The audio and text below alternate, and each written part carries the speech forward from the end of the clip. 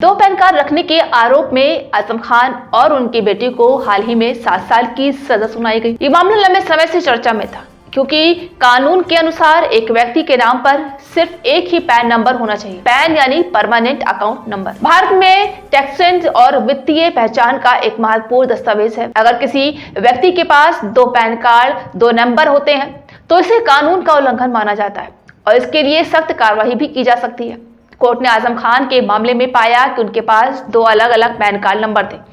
अदालत ने इसे गंभीर उल्लंघन माना क्योंकि ऐसा करने से टैक्स चोरी या वित्तीय धोखाधड़ी का खतरा बढ़ सकता है।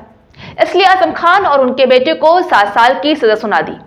अब इस फैसले के बाद सोशल मीडिया पर और राजनीतिक मंचों पर इस विषय पर बहस तेज हो गई। इस बीच कुछ नेताओं और सोशल मीडिया यूजर्स ने दावा किया कि स्मृति ईरानी के नाम से 2 अलग अलग पैन एंट्री सामने आई थी। एक एंट्री उनके पिता के नाम से और दूसरी उनके पति के नाम से। यह दावा फौरन ही चर्चा का विषय बन गया और सवाल उठने लगे कि अगर आजम खान को सजा मिली है तो क्या स्मृति ईरानी के मामले में भी वही नियम लागू होंगे? क्या दोनों मामलों में कानून प्रक्रिया समान होगी? आपको बता दें कि कानून सभी नागरिकों पर समान रूप से लागू होता है। अगर किसी व्यक्ति के पास 2 पैन नंबर जाते हैं तो उस पर कार्रवाई की जानी चाहिए। हालांकि हर मामले में साक्ष्यों और परिस्थितियों का ध्यान भी रखा जाता है। आजम खान केस में कोर्ट ने बहुत स्पष्ट रूप से कहा कि उनके पास 2 पैन नंबर थे और उन्होंने इसे लेकर कोई वैध वजह नहीं बताई, इसलिए सजा सुनाई गई। तो वह स्मृति ईरानी के मामले में अभी तक कोई आधिकारिक जांच या कोर्ट की कार्रवाई सामने नहीं आई है। सिर्फ सोशल मीडिया पर दावा किया गया है कि उनके नाम से 2 पैन नंबर मौजूद थे।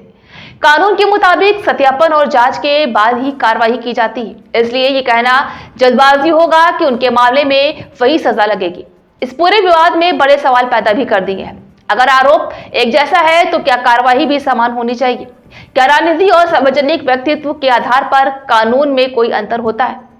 और सबसे महत्वपूर्ण, क्या सोशल मीडिया पर वायरल दावे कानूनी कार्रवाई को प्रभावित कर सकते हैं? जी हाँ, तो चलिए जानते हैं इस मामले में पैन नियम क्या कहते हैं। नियम के अनुसार किसी व्यक्ति के पास केवल एक पैन नंबर होना चाहिए और किसी भी वित्तीय लेन देन या टैक्स विवरण में केवल एक ही मान है। 2 पैन नंबर रखने से सजा जुर्माना और जेल तक हो सकती है। यही वजह है कि आजम खान को 7 साल की सजा मिली। वहीं इस मामले में विशेषज्ञों का कहना है कि ऐसे मामले में स्पष्ट साक्ष्य होना जरूरी है। केवल सोशल मीडिया पर दावा करना या अफवाहें फैलाना कानून के नजरिए से पर्याप्त नहीं है। यही वजह है कि स्मृति ईरानी के मामले में अभी तक कोई आधिकारिक कार्रवाई नहीं हुई है। कुल मिलाकर आजम खान केस और पैन नियम का मामला ये दर्शाता है कि कानून सभी पर समान रूप से लागू होता है, लेकिन कार्रवाई के लिए सत्यापन और साक्ष्य बहुत जरूरी होता है। सोशल मीडिया पर चर्चा और अफवाहें जनता पर ध्यान खींचती हैं, लेकिन न्यायालय केवल तथ्यों और प्रमाणों के आधार पर निर्णय लेता है। इस मामले में यह भी देखा गया है कि राजनीतिक हस्तियों के लिए कानून का पालन और पारदर्शिता कितनी महत्वपूर्ण है। पैन जैसे दस्तावेज वित्तीय प्रणाली का आधार है और इससे कोई गड़बड़ी सीधे टैक्स चोरी और वित्तीय धोखाधड़ी से जुड़ती है। इसलिए अदालत ने सख्ती दिखाई है और आजम खान और उनके बेटे को सजा सुनाई। आखिर में यही कहा जाएगा कि यह मामला जनता के लिए एक चेतावनी भी है। कानून का उल्लंघन किसी भी व्यक्ति के लिए गंभीर परिणाम ला सकता है, चाहे वो सामान्य नागरिक हो या फिर राजनीतिक नेता। सोशल मीडिया पर जो दावे आते हैं वो रोचक होते हैं, लेकिन कानूनी कार्रवाई साक्ष्य और जांच पर आधारित होती है।